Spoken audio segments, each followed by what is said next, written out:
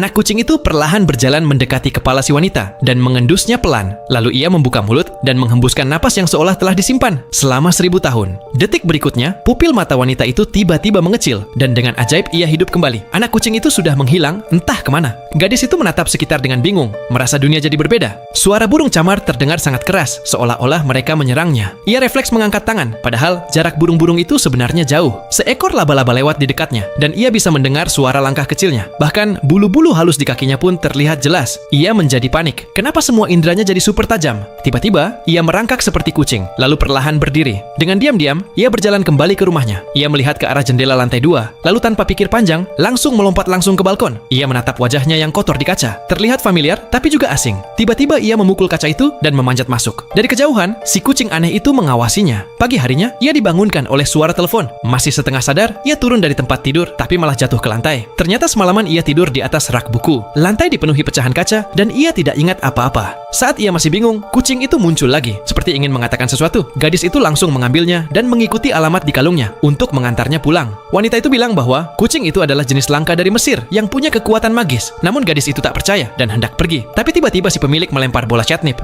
Refleks, ia menangkap bola itu dan mencium-ciumnya seperti kecanduan. Ia baru sadar setelah bola itu diambil kembali. Sejak pulang ke rumah, kelakuannya makin aneh. Ia melahap banyak makanan kucing, seakan sangat lapar. Saat menelepon, ia tidak bisa diam, terus bergerak seperti punya tenaga tak terhingga. Malamnya, suara pesta bising dari rumah seberang kembali terdengar. Kalau dulu ia diam saja, kali ini tidak dan langsung menghampiri. Saat mereka mengusirnya dengan kasar, ia menjadi sangat marah. Ia tendang pintu hingga terbuka, lompat ke meja, ambil selang bir, dan semprotkan ke speaker sampai mati. Lalu ia lompat ke arah salah satu orang dan berteriak. Dengar itu, namanya ketenangan. Setelah merasakan kebebasan sejati, ia tak bisa berhenti. Ia ambil gunting dan potong rambutnya jadi bentuk bob. Ia pakai lipstik merah menyala, eyeliner tebal, dan pakaian ketat dari kulit. Ia berubah jadi si kucing liar seksi dan melangkah keluar rumah dengan percaya diri. Ia ambil motor berat milik tetangga, menyalakan mesin, dan melaju kencang. Angin terasa luar biasa. Saat melintas di depan toko, sebuah kalung menarik perhatiannya. Ia berhenti untuk melihatnya dari dekat, namun ia malah melihat pencuri sedang membobol etalase. Ia pun tersenyum licik. Para pencuri belum sadar bahaya akan datang, tetap mencuri dengan tenang. Saat mereka melihat wanita itu, mereka langsung ambil senjata dan menembak secara membabi buta ke arahnya. Tapi, refleks kucingnya jauh lebih cepat daripada manusia. Dalam sekejap, ia sudah menghilang dari hadapan mereka. Lalu, ia muncul dari samping dan menendang 2 pencuri sekaligus. Satu pencuri lain muncul, tapi ia melompat dengan lincah, menghindari semua halangan. Saat pencuri itu masih bingung, ia melompat dan menggunakan tubuh pencuri itu sebagai skateboard. Dan hanya dalam hitungan detik, semua penjahat pun tumbang. Keesokan paginya, tempat tidurnya penuh dengan perhiasan mahal.